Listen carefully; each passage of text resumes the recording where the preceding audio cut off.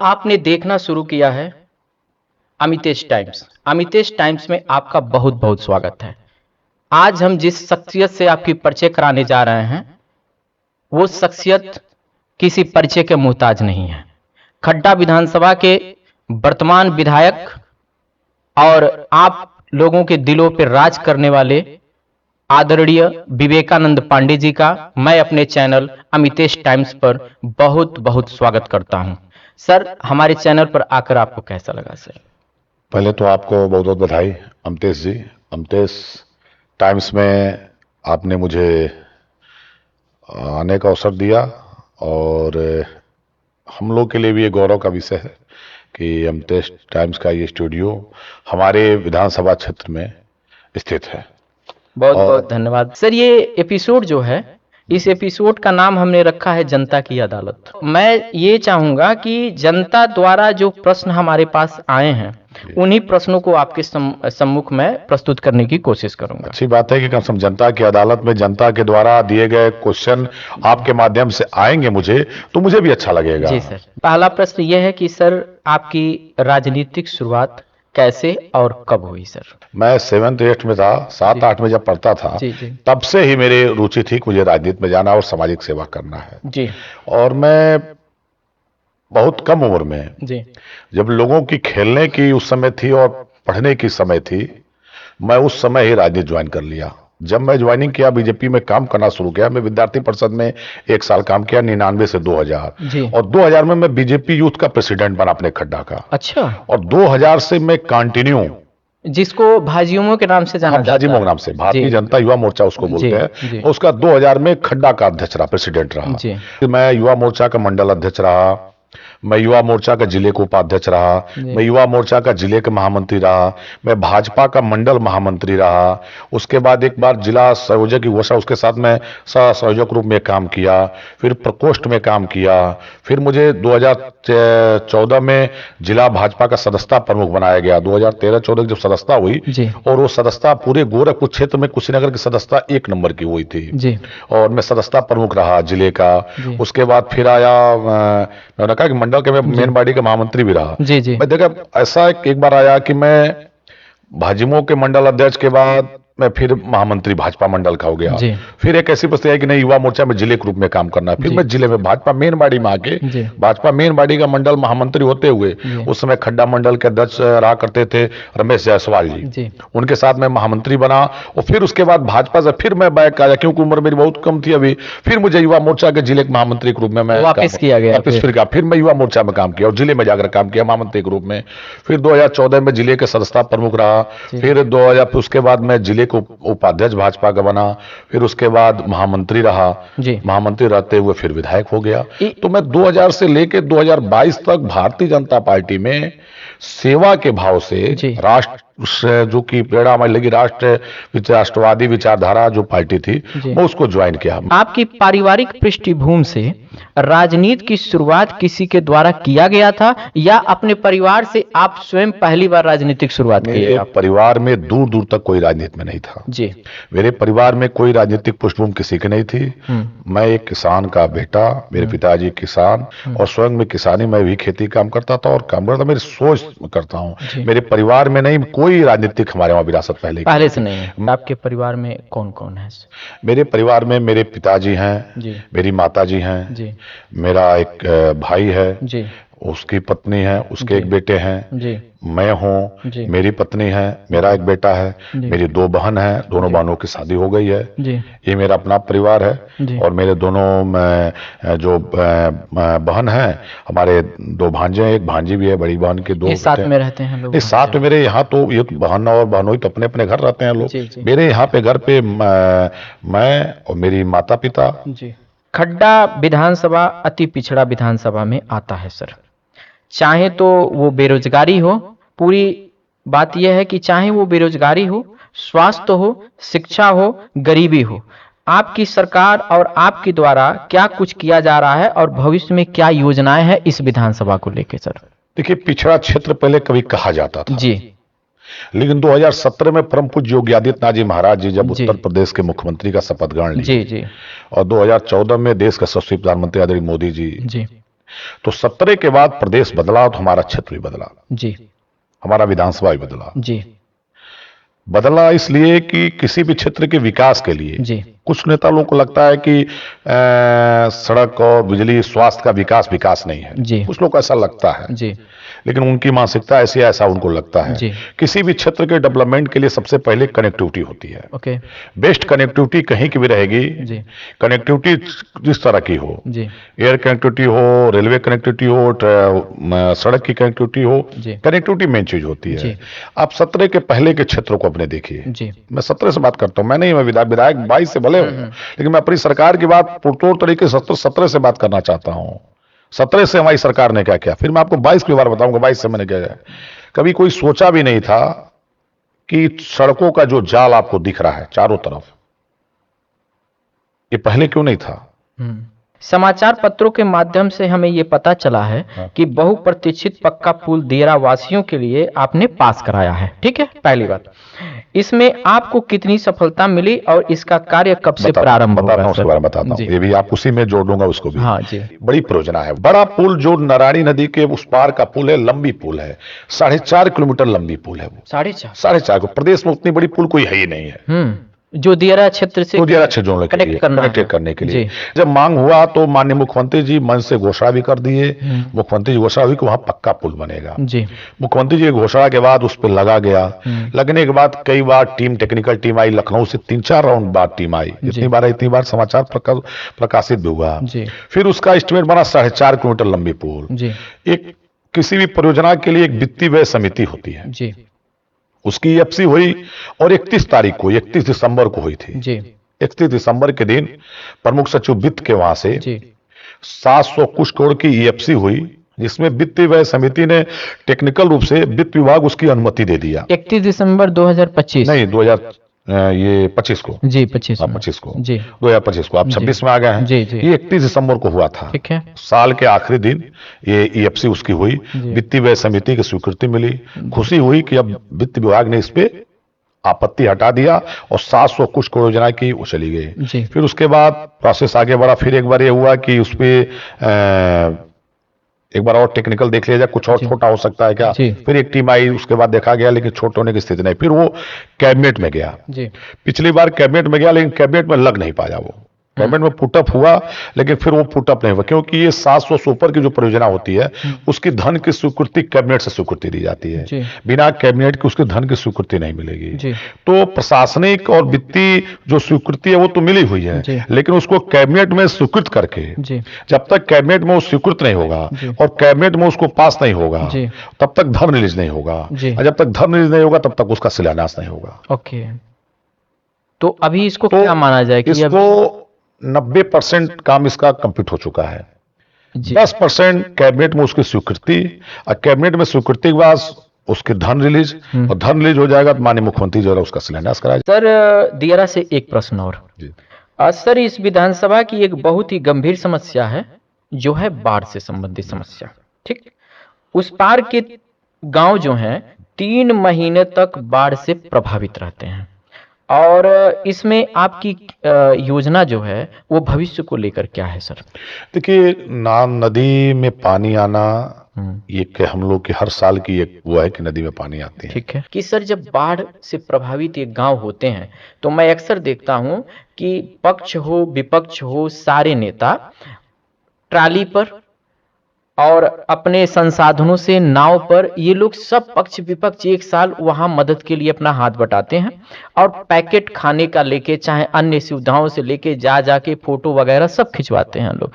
ये सर कब तक चलेगा? इसका स्थायी विकल्प क्या होना चाहिए, ये हम जानना चाहते हैं। नेचुरल, इस पे आप जो करना चाहते, अच्छे विषय आपने रखा, ये नेचुरल चीज है जी। क्या कोई बांध नहीं बन सकता है? बांध, आप नदी है जी, नदी को दोनों साइड से आप नहीं बांध सकते हैं जी। जल शक्ति विभाग के काम की ही देन है कि बाढ़ के बंधे नहीं टूटते हैं जी। अब जो जिस साइड में बंधा नहीं है जी, इस साइड में बंधा नहीं है जी, और नदी को रोका भी नहीं जा सकता। पिछले कार्यकाल में 2 साल पहले हुआ था कि सालेपुर मादेवा को कहीं बसा दिया जाए कुछ गांव, लेकिन वहां के लोग तैयार भी नहीं, ठीक है वो आप उनके बदले में कहीं देंगे, वो जमीन लेने के लिए तैयार है, लेकिन गांव छोड़ने के लिए कोई तैयार, इमोशनल अटैच है, हटा जाना भी नहीं चाहता, जबरदस्ती आप किसी को हटा भी नहीं सकते हैं। अब लगता है कि अगर पुल बनेगा तो उसमें गाइड बांध भी लिए होंगे लोग, जहां तक मुझे लग रहा है गाइड बांध लिए होंगे लोग, और गाइड बांध लेंगे जरूर उससे कुछ लाभ मिलेगा। और रही बात की संसाधन तत्काल पहले नहीं पहुंचता था जी। पहले आप 17 के पहले कोई वीडियो कहीं पता कर लीजिए सोशल मीडिया के माध्यम से कि 17 के पहले योगी आदित्यनाथ जी के आने से पहले जी बाढ़ जब आता है उसी दिन सरकार का पैकेट जी और हम लोग स्वयं लेकर वहां पहुंच जाते हैं, और हमारे जिलाधिकारी और अधिकारी एसडीएम वो कैंप करके वहां रहते हैं जी। इसके पहले का भी वहां के लोगों से आप जब गए होंगे जरूर बात किए होंगे, फिर कोई अवसर में अगर पूछिएगा कि ये चीज 17 से पहले नहीं होती थी। सर, युवाओं की रुचि विशेषकर खेल में होती है, इसके लिए आपकी क्या योजना है, खासकर स्टेडियम को लेकर? देखिए, खेल के स्टेडियम के लिए हमारा अभी भी हम लोग सौरौना एक जगह है जी, उसके लिए स्टेडियम एक बनवा रहे हैं। सौरौना में स्टेडियम हम लोग का प्रस्तावित है, सौरौना में स्टेडियम एक बनेगा। अन्य भी जमीन कहीं हम ढूंढ रहे हैं, हम तो ऐसी कई चीजें आती हैं जी। सौरौना में जमीन है, ये सौरौना में जो स्टेडियम बन रहा है ये पास हो गया? अभी पास नहीं हुआ, लेकिन उसका स्वीकृत हो जाएगा। अच्छा सर, जो रोड पर ईंट से लदी हुई ओवरलोड हाई स्पीड ट्रैक्टर चलते हैं, इनके टाइमिंग में क्या कोई बदलाव नहीं हो सकता है?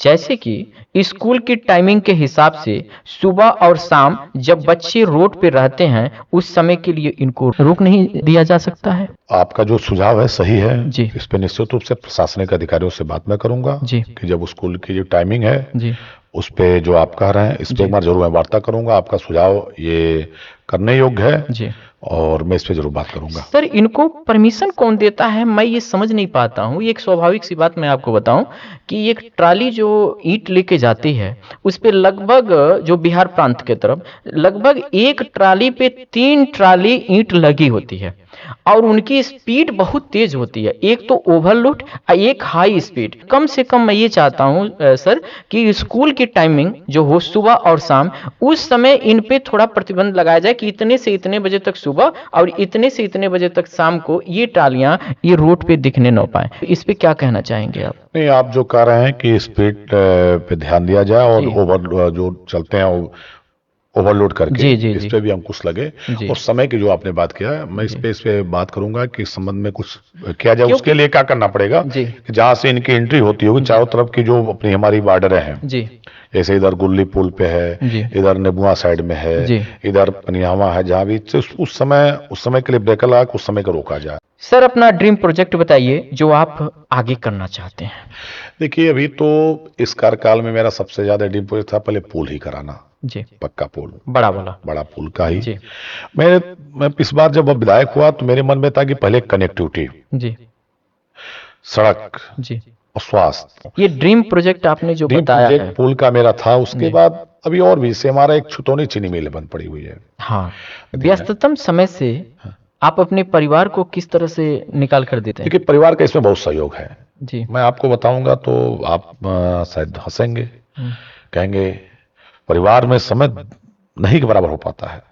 वही मैं देख रहा हूं, कभी घर आप जाने पे परिवार में कभी जाते हैं, क्योंकि एक नेता के पीछे की दर्द भी जनता को जाननी चाहिए। जनता, मैं आपके माध्यम से मैं कहना चाहता हूं, और मैं सिर्फ अपनी बात नहीं कर रहा हूं, मैं सभी जनप्रतिनिधियों के लिए कह रहा हूं, पक्ष के हों विपक्ष के हों, प्रधान हो जिला पंचायत, सबका बता रहा हूं, आप उम्मीद अब ज्यादा हो गई है,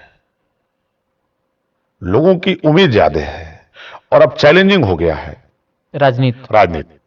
पद पाने के बाद, पद के पहले सपना दिखाना आसान है, पद के पहले कह देना कि ये करना चाहता हूं वो करूंगा, ये है प्लानिंग, ये है इतना, ये सब कुछ, लेकिन उसको धरातल पे लाने के लिए ये दर्द बोल रहा है। वो कौन सी बात थी जिसने आपको भाजपा से इतर हट के सहयोगी दल पार्टी के सिंबल पर चुनाव लड़ने को मजबूर किया? देखिए, ये कोई बात ऐसी नहीं थी जी। मैं भारतीय जनता पार्टी का पदाधिकारी था जी, सीट गठबंधन में चली गई जी, एनडीए में जी, एनडीए मिलकर चुनाव लड़ रहा था जी, एनडीए का चुनाव था ये जी, ये सहयोगी दल निषाद पार्टी में गई जी, और पार्टी जब से सहयोगी दल में गई तो सहयोगी निषाद पार्टी के लोग ने मुझे कहा कि लड़ने के लिए। जी, पार्टी से मैंने पूछा, पार्टी के लोग कहे कि नहीं, ये सहयोगी दल है, कोई दिक्कत नहीं है, जी, आप एनडीए के घटक दल हो, आप लड़ सकते हो, आप लड़ो। पार्टी के राजामंदी से आपने हाँ, पार्टी से फिर मैं कह रहा हूं आपसे, मुझे एनडीए का घटक दल था, कोई दूसरा दल नहीं लड़ा सकता है। और मैं आगे भी आपसे कहना चाहता हूँ, बहुत स्पष्ट बात आपसे कहना चाहता हूँ, राजनीति में कोई कहेगा नहीं, मैं कह रहा हूँ कि जब भी चुनाव लड़ना होगा एनडीए से लड़ूंगा, ऐसा नहीं किसी दूसरे दल से नहीं बिलोंग कर सकता हूँ, बद रहे या ना रहे। मैं भाजपा में, चाहे एनडीए निषाद पार्टी, चाहे भाजपा, चाहे जो भी एनडीए का घटक दल होगा, एनडीए का जो घटक दल होगा उसके साथ मैं लड़ सकता हूं, लेकिन दूसरी पार्टी से नहीं। आज एनडीए और ऐसा ही नहीं है, फिर मैं कह रहा हूं विधायक और सांसद बनने के लिए पार्टी में नहीं जुड़ा था। पद कोई हमारे लिए महत्वपूर्ण चीज नहीं है, हमारे लिए संगठन, और संगठन अगर मना करता तो शायद वो हमको ऑफर था तो ही नहीं, पार्टी संगठन का नहीं, एनडीए अपना घटक दल है और एनडीए घटक दल के साथ ही हूं। ओके। सर, आपके राजनीतिक गुरु कौन है? किसी को मानते हैं आप? देखिए, गुरु कहीं गुरु तो बनाए नहीं, बहुत मैं क्लियर कर रहा हूं, मैं गुरु किसी को बनाया नहीं, मेरा गुरु कोई, लेकिन आदर्श सब लोग थे। आपके एक विरोधी दल के नेता अपने आप को आपके तथाकथित गुरु के रूप में साबित करते हैं, ठीक, और वो ये कहते हैं कि हमें सुनकर भाषण को कॉपी करके आपको भाषण देना आया और आपको दूध पीता बच्चा के रूप में संबोधन करते हैं। मैं ये जानना चाहूंगा कि इस पर आप क्या कहना चाहेंगे? इस पे उन्हीं से बात करिएगा, मेरा ऐसे सवालों पे कोई जवाब नहीं है जी। सार्वजनिक जीवन है जी। जिसको जो कहना है रहेगा, हर चीज का जवाब जनता की अदालत में होती है। उन्होंने आपके ऊपर एक गंभीर आरोप भी लगाया है, ठीक है, कि आपने भ्रष्टाचार अभिमन्यु के तरह गर्भ में ही सीख लिया था। इस पर आपके जो समर्थक हैं, मेरी बात समझिएगा, आपके जो समर्थक हैं वो बहुत ही ज्यादा दुखी हैं। देखिए, हम समर्थकों से ही कहना चाहते हैं, कौन क्या कहता है उस पर सोचने की जरूरत नहीं है जी। किसी भी व्यक्ति को और किसी भी पार्टी के अपने नेता पर उसको भरोसा होना चाहिए। अगर कोई समर्थक अगर हमारे हैं तो उनको हमारे भरोसा होना चाहिए। कौन क्या कहता है कहने में नहीं जाना चाहिए। समर्थक आपस में लड़ रहे हैं, नहीं लड़ने की जरूरत है। मैं फिर आपके माध्यम से कहना चाहता हूं किस पे लड़ने की जरूरत नहीं। सोशल मीडिया पे काफी देखना है। मैं आपसे भी कह रहा हूं, मैं ऐसे समर्थकों को समझाता भी हूं जी। ये जो आप बात करें, मेरे पास कई समर्थकों को मैं फोन करके समझाया भी। अच्छा, इस मुद्दे पे मैं समझाया भी जी कि इस पे आपको कहीं आने की जरूरत नहीं है। यह मंच जो है, ये मंच जो है जी, मैं कई लोगों से फोन करके कहा भी जी। कुछ लोग मेरी बात बुरा भी लगी कि आप क्यों मना कर, हमने करना जिसका जो विचार है जी, पता नहीं किस उद्देश्य से कौन क्या कहता है वो उसका काम है, हमारा काम रिप्लाई देना नहीं है। हम क्या है हम जानते हैं। एक आरोप उन्होंने और लगाया है आपके ऊपर, और लास्ट में इसका निष्कर्ष आपके द्वारा हम जानने की कोशिश करेंगे। एक आरोप और है कि आपके ऊपर अपने दल से 4 करोड़ रुपए में टिकट खरीदने का आरोप लगाया गया है, ठीक है। आपके समर्थक इससे भी बहुत दुखी हैं। इस मंच के माध्यम से क्या अपने समर्थकों को आप कोई मैसेज देना चाहते हैं, या जो आरोप जिनके द्वारा लगाया गया है उनके लिए कोई मैसेज आप देना चाहते हैं? मैं कोई मैसेज नहीं देना चाहता हूं, इसलिए कि उनका काम है जी, वो कहने के लिए हम कुछ भी कर सकते हैं जी। अब वो हमें तो आपके द्वारा उनके द्वारा पता चला है कि ऐसा होता है जी, तो हर आदमी राजनीतिक दल में है जी। हर आदमी राजनीतिक दल में है, तो यानी हर राजनीतिक दल में ऐसा होता है। ऐसा मुझे तो नहीं मुझे कहीं देखने को मिला है कभी जी। मैं तो कभी नहीं देखा हूं जी, जी। और जिसको फिर मैं कहा अमतेश जी, मैं अपने समर्थकों से कहना चाहता हूं, अपने लोगों से कहना चाहता हूं कि जनता की अदालत में हर चीज का जवाब है जी। और अपने नेता की किसी भी जो जिसको अपना नेता मानते हो, कौन क्या कहता उससे मतलब नहीं है। जनता के बीच आपका क्या है, जनता की अदालत है और जनता समय पे सबका मूल्यांकन करती है। आपको चाहने वाले लोग बहुत हैं। हमें चाहने वाले लोग हम तो पूरी 4 लाख जनता मुझे चाहती है जी। आपको चाहने वाले लोग जो आरोप भी लगा तो भी मुझे चाहने वाले लोग, ऐसा थोड़ा मैं कह रहा हूं कि नहीं। हाँ, वो आज नहीं, कल हो सकता होंगे मुझे चाहने वाले लोग। उन्होंने आपको छोटा भाई कहा है, कहा तो रहे। तो लोगों ने ये कहा कि एक बड़ा भाई अपने छोटे भाई के लिए अगर इन शब्दों का प्रयोग कर रहा है तो उनको आप क्या कहना चाहेंगे कि ये आरोप उनके द्वारा जो लगाया गया है, ये आरोप के बारे में क्या कुछ सफाई देना आप चाहेंगे? हम सफाई, कोई आरोप है, हम सफाई किस बात का देने जाएं? सफाई वो व्यक्ति देते हैं जिनके पे आरोप सच होता है। हम किसी चीज को देने जाएं? आप ही कह रहे हैं कोई छोटे भाई का है। जी। हो सकता है कल क्या जिसका फिर मैं कहा कि मेरा विचार ऐसा नहीं है। जी। मैं पहले भी आपसे कहा कि मैं निगेटिव माइंडसेट का व्यक्ति नहीं हूं। जी। और मैं किसी क्रिया का प्रतिक्रिया करना नहीं जानता जी। मैं जनता की अदालत और कार्यकर्ता हूं। फिर मैं कह रहा हूं अपने कार्यकर्ताओं को कोई मैसेज? मैं कार्यकर्ताओं से ही कहूंगा कि मैं विधायक बनने के लिए राजनीतिक दल में नहीं आया था। ओके। और मेरे पिताजी कोई राजनीतिक दल के नहीं थे जी। कोई उनके पास कोई पद नहीं था कि उनको सुने। मेरी माँ कोई राजनीतिक दल में नहीं थी कि वो जब मैं सुना मुझे सिखाया हुआ मिला। मैं संगठन में काम करते हुए मुझे मुकाम मिला है क्या मैं यहाँ पहुंचा हूँ। और पार्टी और जनता ने मुझे मौका दिया है। और पार्टी और जनता का जैसा निर्णय होता है वो मेरे लिए स्वाभिमान। कौन क्या कहता है उस पर डिपेंड मैं नहीं करता। कहने वाले कहें, हमें किसी को ना कोई संदेश देना ना मैसेज देना है। ये जो समर्थक आपस में जो मैं समर्थक से कहूंगा कि सब चर्चाओं से पूर्वविराम रहे, कहीं सब चक्कर में मत पड़े। कौन क्या कहता है उसका विषय कहे वो जी। सोशल मीडिया पे कौन क्या कहता है क्या कहता है उसके चक्कर में ना रहे। आज भी मैं विधायक भले हूं, मैं किसी विधायक के प्रोटोकॉल से बहुत नहीं चलता हूं। मैं भी चाहता 2-3 गाड़ी लेकर चल सकता हूं, ऐसा नहीं है कि नहीं चल सकता हूं। ऐसा नहीं कि मैं भी मिडिल क्लास फैमिली से बिलोंग करता हूं, लेकिन मैं विधायक नहीं था उसके 10 साल पहले से मैं स्कॉर्पियो में भी चलता हूं। मेरे पास गाड़ी 4 है। किसान का बेटा भले हूं, जैसे भी है। जब मेरी है थी मोटरसाइकिल से भी चलता हूं, आज भी मैं चलता हूं मोटरसाइकिल से। ऐसा नहीं है कि मोटरसाइकिल से नहीं चलता। बताओ ना, गुजरात में मोटरसाइकिल चल गया। किसी इस अहंकार में नहीं रहता हूं कि विधायक मतलब 2 गाड़ी से ही चले, 2-3 जब गनर आगे पीछे रहे और 4 लोग भौकाल ले रहे, ऐसा कुछ नहीं है। जनता के बीच जनता ने ताकत पावर दिया है और जनता और पार्टी का जब आशीर्वाद रहेगा तब तक ये है। जिस दिन जनता और पार्टी का विश्वास टूट जाएगा ये पावर नहीं रहेगा। मैं किसान का बेटा हूं, मेरे पिता कोई राजनीतिक व्यक्ति नहीं थे, मेरी माँ कोई राजनीतिक व्यक्ति नहीं थे कि वो रात में बात की लोग में कोक में सीख गया। ये सब बात क्या मतलब? हाँ जी मतलब है सब जनता जानती, सब बात आप कोई मतलब ही नहीं है। जी क्या मतलब है? कोई सफाई नहीं है। कोई दिखे, जिसका मैं फिर कह रहा हूं कि किसको क्या कहना है उसका अपना विचार है। बड़े लोग हैं, आदरणीय लोग हैं, अभिभावक गण हैं लोग। मैं सबको अभिभावक मानता हूं, सब मेरे अभिभावक हैं। मुझसे जो बड़ा है वो हर व्यक्ति अभिभावक है। उनको मेरी अच्छाई भी दिखाई दे रही होगी, मेरी बुराई भी दिखाई दे रही होगी। जो दिख रहा उनका अपना विचार हो सकता है। मुझे उन विचारों से कुछ नहीं कहना है। उस पर मेरा कोई 1% कोई कमेंट नहीं, कोई कमेंट नहीं, और कमेंट आगे भी नहीं जी। फिर मैं आपके माध्यम से कहना चाहता हूं, जनता हर चीज को जवाब देती है।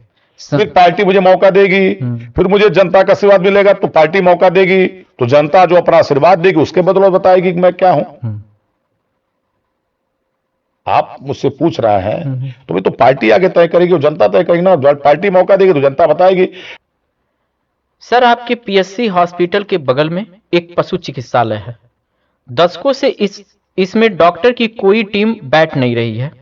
कभी कभी पैरावेट यानी कि पशु मित्र इसके दरवाजे को खोल दिया करते हैं। इस पे आप क्या कहना चाहेंगे हमारे दर्शकों के लिए? तो डॉक्टर की तो कमी है, लेकिन उसके लिए अस्थायी व्यवस्था हमारी सरकार कर रही है। और डॉक्टरों का मेडिकल कॉलेज के माध्यम से नए डॉक्टर का निर्माण हो रहा है।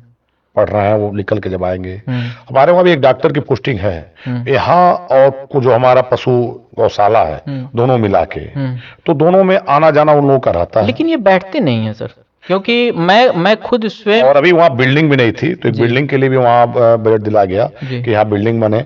और बिल्डिंग हमको लग रहा है या तो बन रहा होगा या तो बन गया होगा। ये बड़ा जरूरी विषय है। नहीं ठीक है, आप अगर कह रहे हैं बैठता कोई नहीं है तो इसको मैं एक बार स्वतः स्थलीय निरीक्षण करूंगा। क्योंकि मैं देखा हूँ कि सर हाल ही में आपकी यहाँ की सूचना हमें मिला कि आपकी खुद की 3 दुधारू गाय, हाँ हाँ, और बारी बारी से उनके दुखद मृत्यु की घटना सामने आई। हमारे वहाँ एक बीमारी बीच में आ गई थी जिससे इन्फेक्शन को से तीनों गाय हमारी प्रभावित हो गई। जी जी जी। और तीनों गाय माता हमारी बीच नहीं रही जी। तो ऐसा नहीं, इलाज हुआ भी, डॉक्टर आए थे लोग, इलाज हुआ भी, वही डॉक्टर जो यहाँ थे वही डॉक्टर इलाज किए, लगा भी, लेकिन इन्फेक्शन के कारण लगा कि वो एक बीमारी आती पर लंकी, पता नहीं क्या उस बीमारी का नाम था, मुझे नहीं याद है, लेकिन उसके ग्रसित होने के कारण लोगों ने ये बताया है कि सर हमारे एरिया में पशुओं में पाई जाने वाली जो घातक बीमारियां हैं, जिसमें कुछ बीमारियों का नाम हमारे पास आया है, जैसे लंपी हुआ, खुरपकवा हुआ, हाँ खुरपकवा हुआ, मुंह पकवा हुआ का प्रकोप बढ़ता जा रहा है, ये बढ़ता जा रहा है।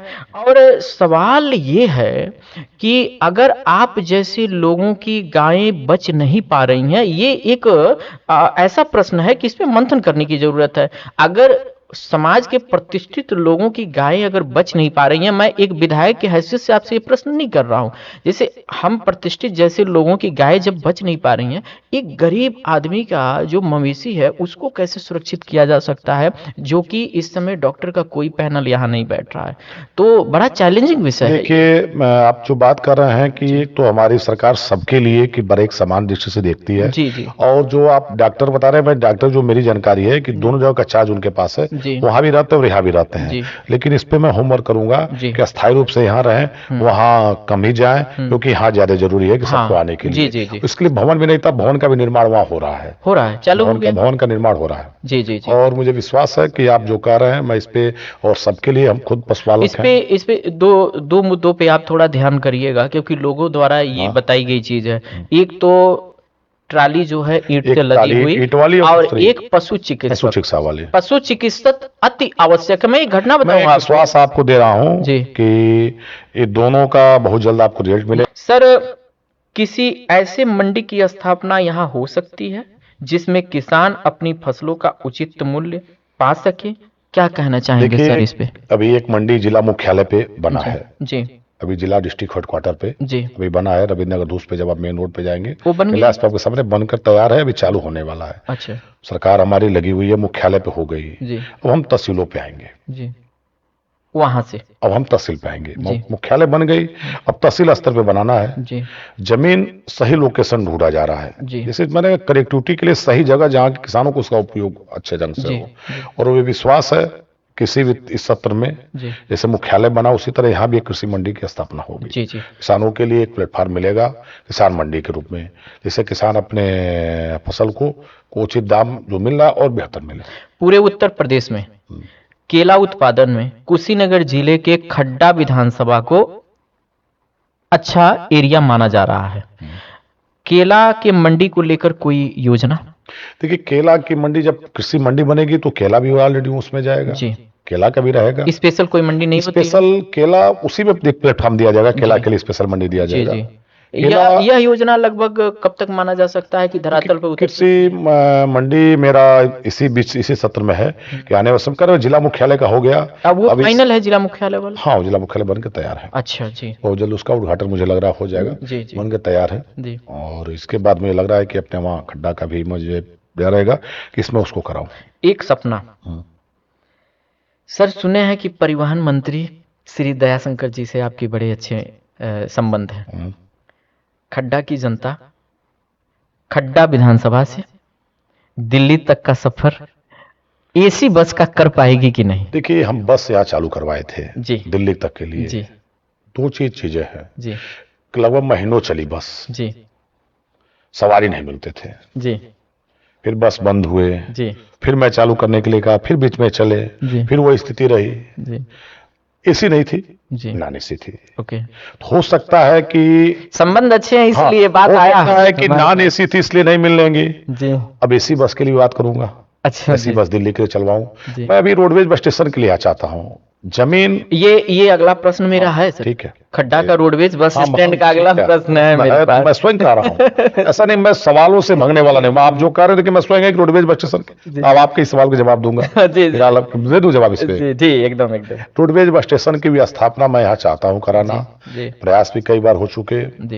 जमीन कहीं मिलना है तो 15 कट्ठा मिलना है, कहीं 16 कट्ठा 12 कट्ठा मिलना है। मेरा प्रयास है लगभग 1 एकड़ के रोड में। इसकी जानकारी एक आपसे चाहेंगे। हाँ। जैसे रोडवेज बस स्टैंड जो होता है उसके लिए कितनी जमीनों का होना जरूरी है? देखिए, जमीन अधिक से अधिक रहेगा तो ठीक रहेगा। अच्छा, कोई मानक नहीं होता है? मानक बता तो रहे, जितने अधिक मिल जाए। जैसे अगर बड़ी मिल जाए जमीन जी तो ये बॉर्डर का एरिया अपना है जी फिर वही रोडवेज इंटरनेशनल हो सकता है, जी जी जी वही अंतर्राज्यीय हो सकता जी है, जी जी बिहार से भी नजदीक है। तो मैं एक ढूंढ रहा हूँ कि बड़ी जमीन कहीं मिले, जी कहीं 10 कट्ठा मिले, कहीं 15 कट्ठा मिले। उतने में रोडवेज बस स्टेशन बनाना संभव नहीं है। जी फॉर्मेलिटी किया जा सकता है, जी जी प्रयास में हूं। अगर नहीं होगा तो 15 कट्ठा 20 कट्ठा में ही बनवाऊंगा, 10 कट्ठा बनवाऊंगा। जी लेकिन मेरी उप जिलाधिकारी महोदय से बात हुई, जिलाधिकारी महोदय से बात हुई कि एक जमीन कहीं रोड के नियर बाई में दो चीजें हैं और शहर के नजदीक हो, जैसे खड्डा गिर्द गिर्द हो, खड्डा के 2-3 किलोमीटर 4 किलोमीटर के रेंज में हो, या छितौनी पनियावा के 2-3 किलोमीटर के रेंज में हो। ऐसे जगह हो जहां से यात्रियों को जाने आने में भी सुविधा हो जी। अब उसको लाकर हम कहीं ऐसे जगह बना दें जहां से कनेक्टिविटी का बेस्ट ऑप्शन ना हो, ये भी एक महत्वपूर्ण चीज होती है। तो मैं प्रयास में हूं, और नहीं मिलेगा तो जो 10-15 कट्ठा मिला उस पर तो मैं करा ही दूंगा। मैं बड़े प्लाट को ढूंढ रहा हूं कि बड़ा प्लाट मिलेगा तो बड़ी संभावनाएं होंगी। यानी प्रयासरत हैं। प्रयासरत नहीं है, माननीय मंत्री जी का भी कहना है कि करने के लिए, या शंकर जी का भी, हमारे बड़े भाई यहाँ अभिभावक हैं, उनका भी कहना है कि रोडवेज देने के लिए। नहीं होगा फिर वही 10-15 कट्ठा में ही करवाएंगे। ओके सर, एक बहुत ही इंपॉर्टेंट प्रश्न सर, बिहार और नेपाल सीमा के निकट कुशीनगर जनपद की ये अंतिम तहसील है, या यूं कह लीजिए कि बिहार और नेपाल के लिए यूपी का प्रवेश द्वार है, और मैं यहां संचार और परिवहन की अच्छी सुविधा हो जाए तो अपना ये खड्डा विधानसभा एक बड़ा व्यावसायिक केंद्र हो सकता है। इस बारे में आप क्या कहना चाहेंगे? देखिए, संचार की तो व्यवस्था है जी, और कनेक्टिविटी तो चल ही रही है। अभी देखिए आप, छितौनी से तमकुही रेल परियोजना चलने जा रही है, बड़ी रेल परियोजना है, माननीय सांसद जी के प्रयास से इसकी भी स्वीकृति मिल गई और काम शुरू हो गया है। और रोडवेज के लिए मैं प्रयास कर ही रहा हूँ, आपसे बता ही दे रहा हूँ। मेरा प्रयास अभी है कि पनिहावा को भी कुछ ऐसा स्वागतदार बना के उसको कुछ डेवलप करने का कुछ किया जाए, टूरिज्म के लिए। थोड़ी सी अपनी नदी है, उस नदी पे पक्का काम करना कठिन है। नारायणी नदी पे थोड़ा काम करना कठिन, लेकिन मेरा प्रयास रहेगा कि उस पे भी कुछ, नारायणी नदी पे भी कुछ पक्का काम का, जैसे आगे टूरिज्म के माध्यम में कुछ अच्छा लगे।